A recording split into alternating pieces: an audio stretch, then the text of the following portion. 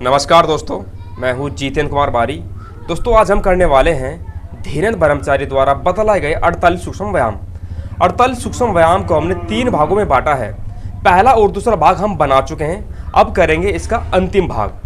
33वीं क्रिया उदर शक्ति विकासक की 10वीं क्रिया नोली। इसमें दोनों पैरों के बीच में एक हाथ का अंतर 90 डिग्री कोण पर झुकते हैं और नाक से पेट की सारी वायु बाहर निकाल देते हैं, कुछ इस प्रकार। तो ये दिखाता हूँ। 90 डिग्री के कोण पर झुकते हुए श्वास को पूरी बाहर निकाल देते हैं, कुछ इस प्रकार।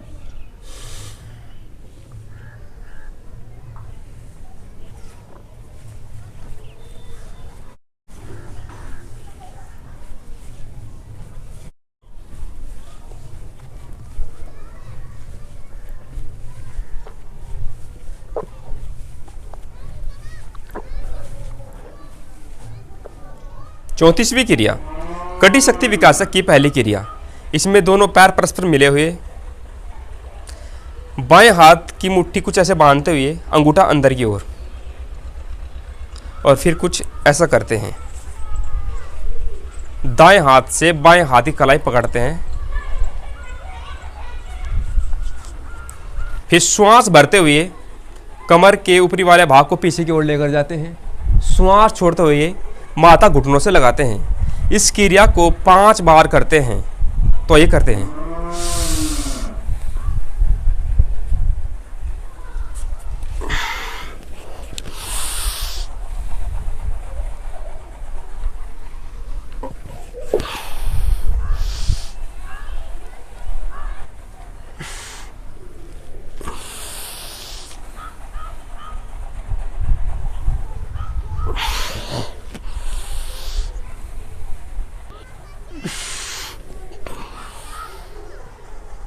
पैंतीसवीं क्रिया कटी शक्ति विकासक की दूसरी क्रिया।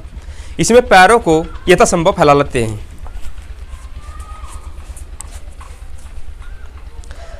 दोनों हाथों के अंगूठे आगे की ओर कमर पर कुछ इस प्रकार लगाते हैं। जब श्वास भरते हैं तो कमर का ऊपरी वाला भाग पीछे की ओर जाता है और श्वास छोड़ते हुए माथा जमीन से लगना चाहिए, कुछ ऐसे। इस क्रिया को 5 बार करते हैं।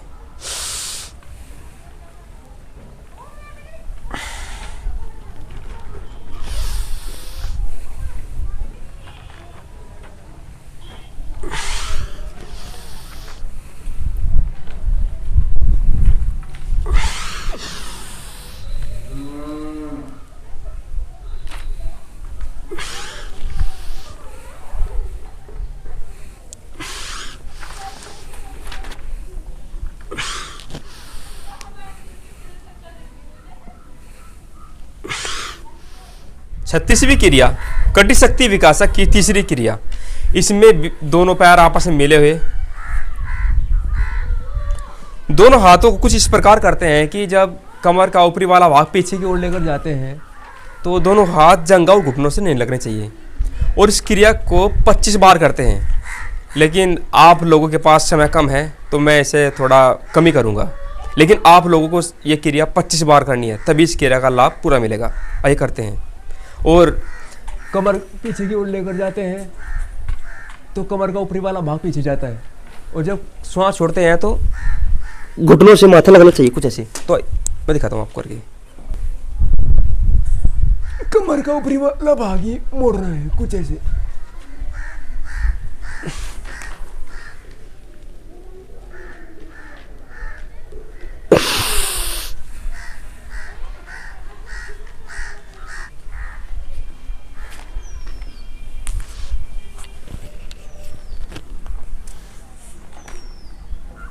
सैंतीसवीं क्रिया कटी शक्ति विकासक की चौथी क्रिया। इसमें दोनों पैर परस्पर मिले हुए पिंडली से पिंडली मिली रहती है, कुछ ऐसे। दोनों हाथों को पंख की तरफ फैला लेते हैं, कुछ ऐसे। और बाएं दाएं कमर का ऊपरी वाला भाग झुकता है, कुछ इस प्रकार। दोनों हाथ सीधे रहने चाहिए, आगे पीछे ऐसे नहीं रहने चाहिए, कुछ ऐसे करते हैं।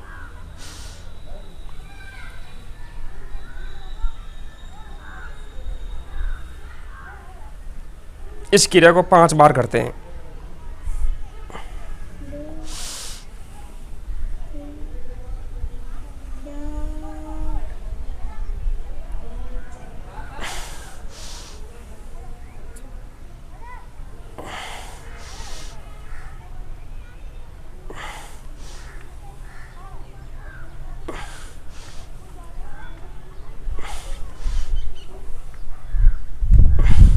इसमें कमर का ऊपरी वाला भाग ही झुकता है।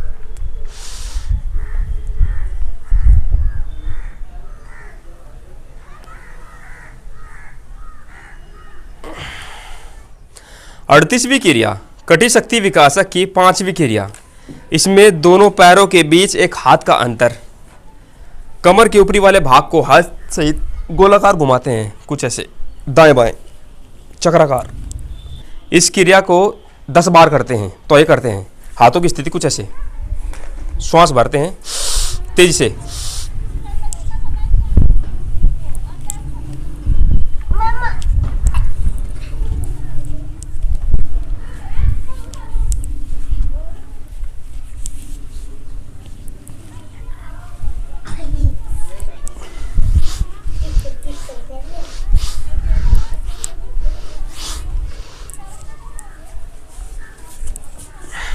दोस्तों, कटी शक्ति विकासक की हमने 5 क्रियाएं तो की है।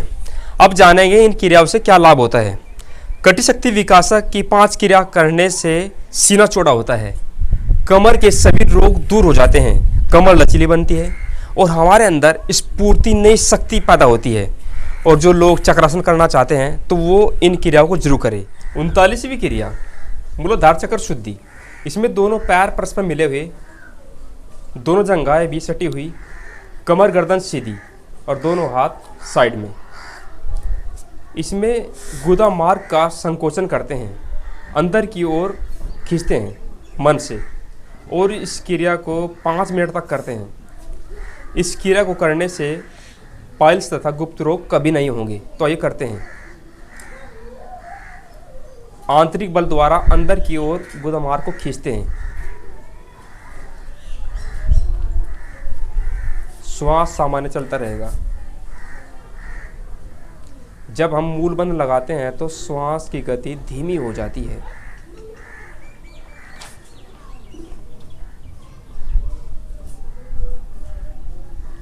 अपना पूरा ध्यान गुदा मार्ग को खींचने में लगाते हैं। शुरू में यह दिक्कत हो सकती है, लेकिन जब आपको पूरा अभ्यास हो जाएगा तो मूल बंद लगाने में कोई कठिनाई नहीं होगी।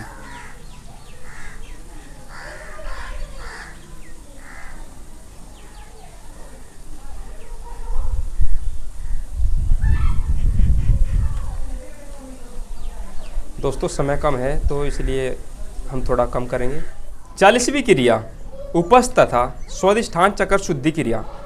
इस क्रिया में दोनों पैरों के बीच एक हाथ का अंतर, दोनों हाथ को साइड में, कमर गर्दन सीधी करते हुए उपस्थ तथा गुदा भाग को अंदर की ओर खींचते हैं। जब आप पेशाब करते हैं ना तो बल नीचे की ओर लगता है।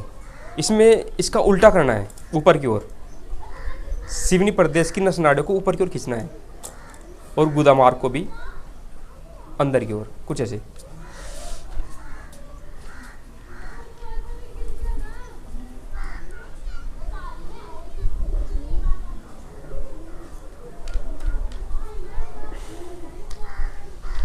इसे भी 5 मिनट तक कर सकते हैं।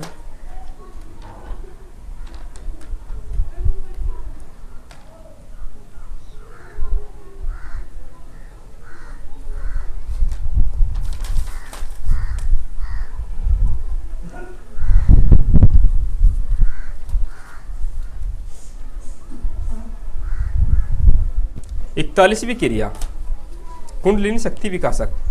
इसमें दोनों पैरों के बीच 4 अंगुल का अंतर, दोनों हाथ साइड में। एडी को नीतम पर जोर से मारते हैं 25 बार, कुछ ऐसे।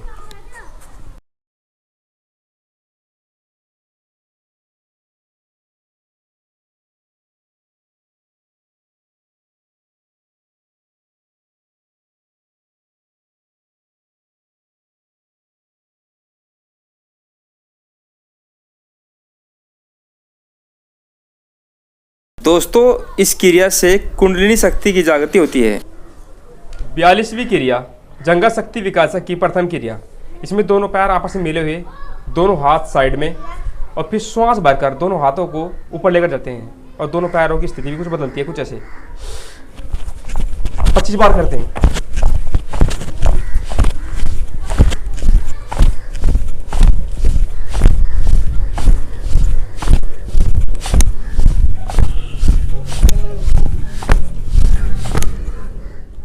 43वीं क्रिया जंघा शक्ति विकासक की दूसरी क्रिया।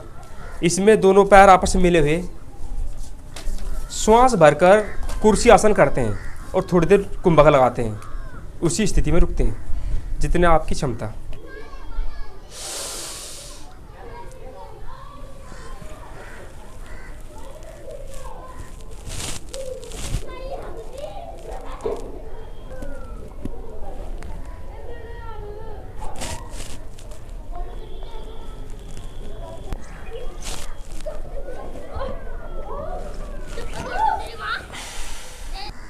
दोस्तों, जंघा शक्ति विकासक की दोनों क्रियाओं करने से घुटने मजबूत बनते हैं और कब्ज दूर हो जाता है। इसी की दूसरी क्रिया कुछ इस प्रकार, श्वास भरकर दोनों एडी को आपस में मिलाते हुए कुंभक लगाकर रखते हैं।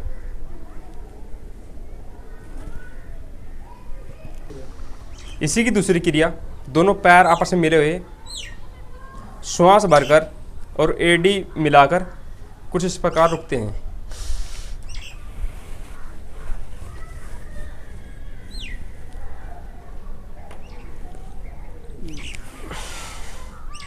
चवालीसवीं क्रिया जानु शक्ति विकासक। इसमें दोनों पैर आपस में मिले हुए, दोनों हाथ साइड में, घुटने तो 44वीं क्रिया जानु शक्ति विकासक। इसमें दोनों पैर आपस में मिले हुए, दोनों हाथ साइड में, कमर गर्दन सीधी। इसमें पैर को झटके से आगे पीछे करते हैं और पीछे जाता हुआ पैर नितंब से लगता है कुछ इस प्रकार, और इस क्रिया को 25 बार करते हैं।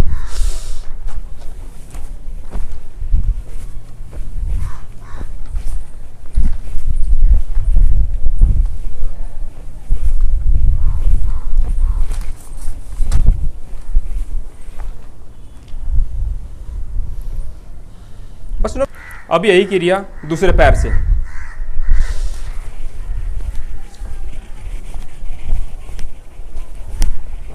झटके से, इससे घुटने मजबूत बनते हैं।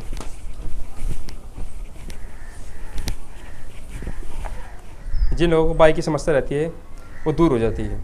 45वीं क्रिया पिंडली शक्ति विकासक। इसमें दोनों पैर आपस में मिले हुए कुछ इस प्रकार बैठते हैं,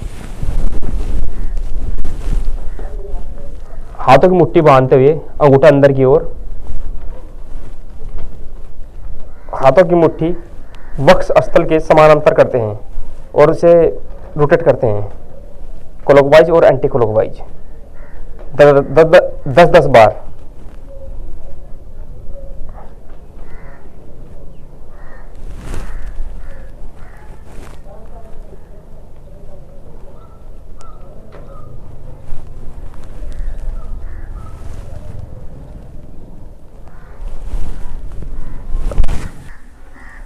चालीसवीं क्रिया पादमूल शक्ति विकासक। इसमें पैरों के पंजे पर कुछ, दोबारा से, 46वीं क्रिया पादमूल शक्ति विकासक। इसमें दोनों पैर आपस में मिले हुए, दोनों हाथ साइड में, कमर गर्दन सीधी, पैर के पंजे पर स्प्रिंग की भांति ऊपर नीचे होते हैं कुछ इस प्रकार।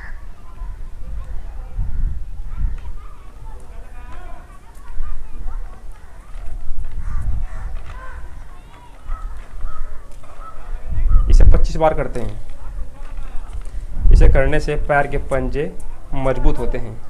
जो लोग थोड़ा सा चलने पर थक जाते हैं, जिन लोगों की पैर की पिंडली, तो वो नहीं होती। अब बनेंगे बच्चे, इसी स्थिति में कूदेंगे। आप अपने बचपन में कूदे भी होंगे, तो ये कोई बात नहीं, वो याद ताज़ा कर लेते हैं कुछ इस प्रकार, श्वास भरते हुए।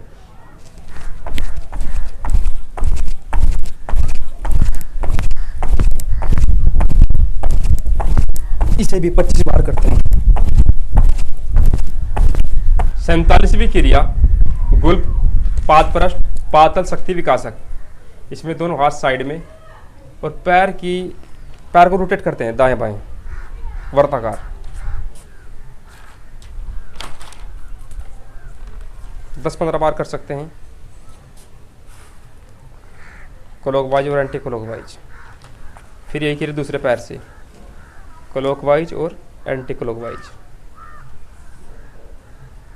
इससे पैर के पंजे मजबूत बनते हैं।